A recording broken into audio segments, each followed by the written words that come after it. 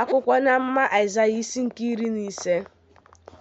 Ibu eboro Moab, n'ihi na n'otu abalị ka e bipụrụ Ai nke Moab, mee ka ọ laa n'iyi.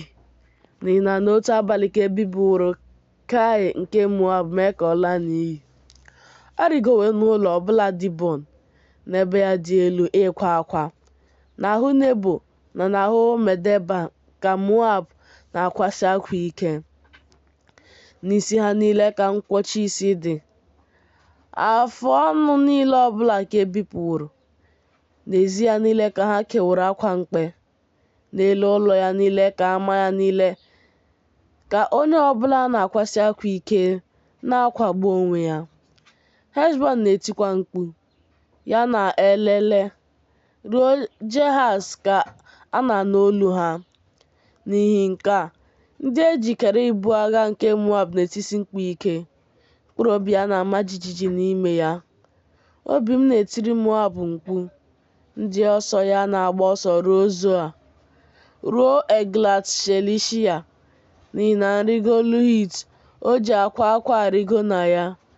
N'ihi na n'ụzọ Horonaim ka ha na-etisi mkpu ntikpọ ike. N'ihi na mmiri Nimrim ga-abụ naanị ebe tọgbọrọ n'efu. N'ihi na ahịhịa akpọnwụwo, ahịhịa ndụ agwụsịwo, akwụkwọ ndụ adịghị. N'ihi nke ihe o mebigoro oke nke o nwetara, na ihe ha kpakọbaworo n'ofe iyi osisi wilo ka ha ga-ebulaga ya.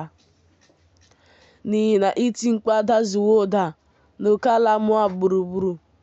N'Eglam ka akwa ọ na-akwasị ike daruworo. Ọ bụkwa na Abialim ka akwa ọ na-akwasị ike daruworo. N'ihi na mmiri Dimọn jupụtara n'ọbara. N'ihi na m ga-atụkwasịkwa n'ahụ Dimọn ihe ọzọ.